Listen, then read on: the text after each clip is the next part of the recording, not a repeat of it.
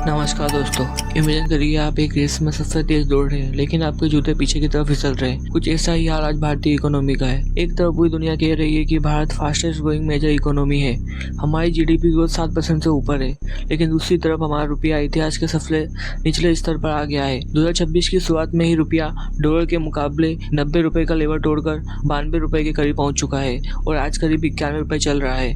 अक्सर हम सोचते हैं कि अगर देश तरक्की कर रहा है तो करेंसी मजबूत होनी चाहिए, तो फिर यह उल्टा क्यों हो रहा है? क्या यह कोई क्राइसिस है या आरबीआई का कोई मास्टर प्लान? आज के वीडियो में हम इसी मैक्रो पैराडॉक्स को डिकोड करेंगे और जानेंगे वो बड़े कारण जो न्यूज़ हेडलाइंस में अक्सर मिस हो जाते हैं।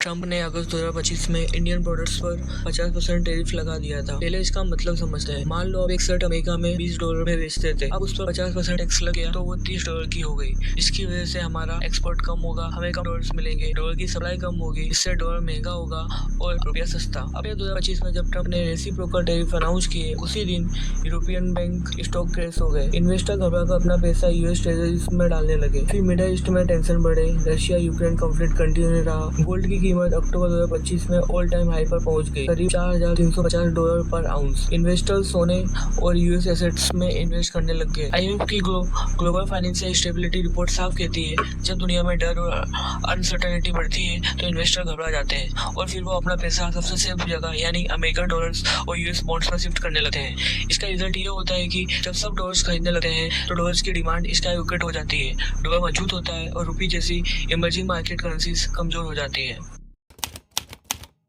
फॉरेन इन्वेस्टर्स ने 2025 में इंडियन स्टॉक मार्केट से $18 बिलियन मतलब करीब 1.5 लाख करोड़ रुपए निकाल लिए हैं, जो पिछले 20 सालों का सबसे बड़ा कैपिटल एक्सोडस है। स्क्रीन पर आप फाइनेंशियल ईयर 2014 से फाइनेंशियल ईयर 2026 तक का एफडीआई इन्फो देख सकते हो। फाइनेंशियल ईयर 2024-25 में इंडिया में ग्रोस एफडीआई करीब $81 बिलियन तक पहुंच गया था, जो एक रिकॉर्ड है, लेकिन नेट एफडीआई सिर्फ $400 मिलियन था। तो फिर ये पैसा गया कहाँ? पुरानी फॉरेन कंपनीज अपना प्रॉफिट डिविडेंड वापस भेज रही है। फाइनेंशियल ईयर 2024-25 में फॉरेन इन्वेस्टर्स ने लगभग $51 बिलियन जैसा प्रॉफिट और सोयल प्रोसीड्स वापस अपने देशों में भेज दिए। इसके अलावा लगातार अगस्त 2025 से नवंबर 2025 तक हमारा हर महीने net FDI means inflow FDI minus outflow FDI negative रहा है। ये डेटा आप स्क्रीन पर देख सकते हैं। आने की बात यह है कि अब जितना फॉरेन इन्वेस्टमेंट भारत में आ रहा है उसका लगभग 63.5% हिस्सा फॉरेन इन्वेस्टमेंट वापस अपने देश में ले जा रहे हैं। यानी एफडीआई तो आ रहा है लेकिन उसका बड़ा भाग देश में टिक नहीं पा रहा। ऑलरेडी सन 2000 में यह 1% से भी कम था। प्राइवेट इक्विटी और वेंचर कैपिटल फर्म्स अपने इन्वेस्टमेंट से एग्जिट कर रहे हैं। और कुछ रियल एग्जांपल की बात करें तो Hyundai मोटर इंडिया लिमिटेड का आईपीओ, जो इंडिया की हिस्ट्री का सबसे बड़ा आईपीओ था, इसमें करीब $3.3 बिलियन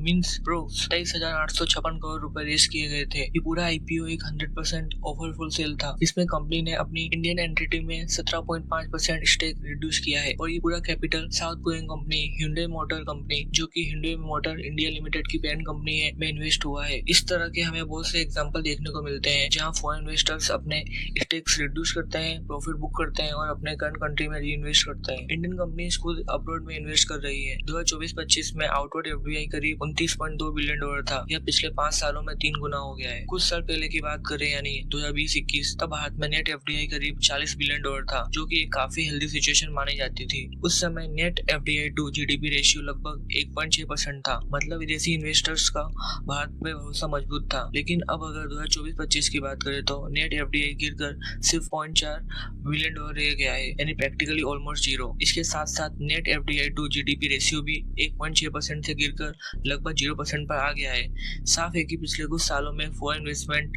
में जबरदस्त गिरावट देखने को मिली है। और जब इतना बड़ा कैपिटल बाहर जाता है तो उसे रुपीज से डॉलर में कन्वर्ट करना पड़ता है। इससे रुपये पर बहुत प्रेशर आता है और हमारा फॉरेक्स रिजर्व कम हो जाता है। भारत में छोटी छोटी कंपनीज बहुत है और टाटा एयरलाइंस जैसी बड़ी कंपनियां भी है, लेकिन बीच की मीडियम साइज मैन्युफैक्चरिंग कंपनीज गायब है।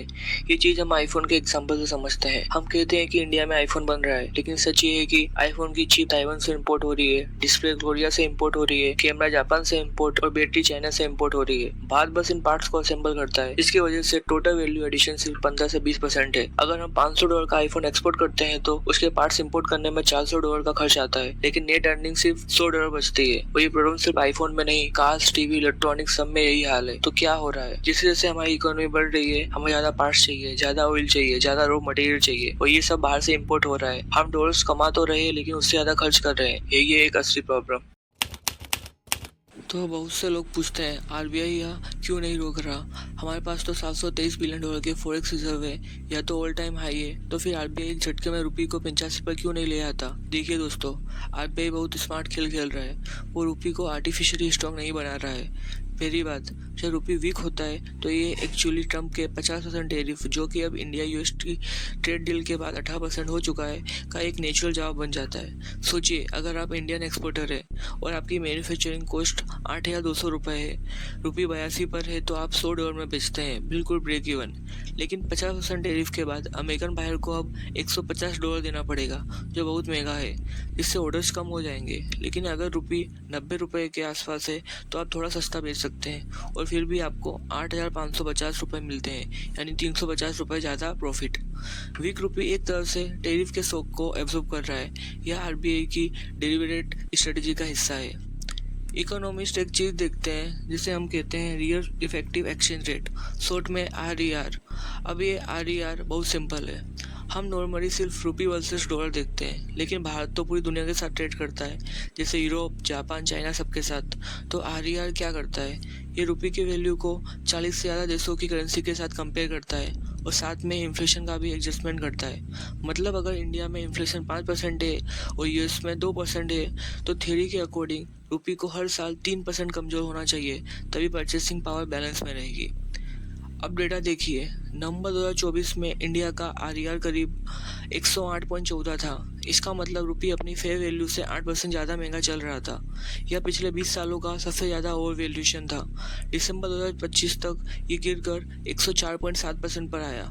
मतलब जो गिरावट हम देख रहे हैं वो एक्चुअली एक करेक्शन है। रुपये अपनी सही जगह पर आ रहा है। IDFC फर्स्ट बैंक की इकोनॉमिस्ट गोरा सेनगुप्ता भी यही कहती हैं कि रुपये ओवर वैल्यूड था, क्योंकि RBI ने सस्टेन्ड इंटरवेंशन के थ्रू उसे होल्ड किया हुआ था।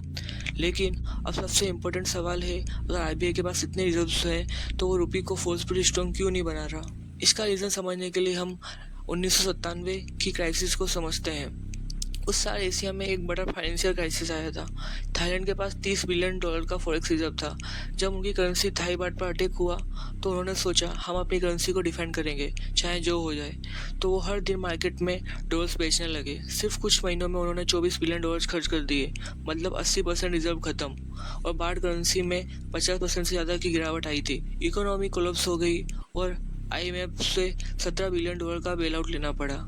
इसी तरह और भी कुछ कंट्रीज़ हैं जिनमें सेम स्टोरी है, जैसे इंडोनेशिया में $40 बिलियन का बेल आउट, साउथ कोरिया को $57 बिलियन का बेल आउट लेना पड़ा। RBI इन सभी पैरामीटर्स को ध्यान में लेकर चलती है। इससे RBI अपने 723 बिलियन डॉलर रिजर्व्स को एक ऐसी लड़ाई में नहीं लगाएगी जो जीती नहीं जा सकती। RBI सिर्फ एक्सेसिव वोलेटिलिटी कंट्रोल कर रही है, लेकिन जब भी रुपये 92 के पार जाने लगता है तो RBI इंटरवेन करता है और वापस कंट्रोल में लाता है। इसे मैनेज्ड फ्लोट कहते हैं। इसमें करेंसी ना कंप्लीट फ्रीडम में है ना कंप्लीट कंट्रोल में होती है।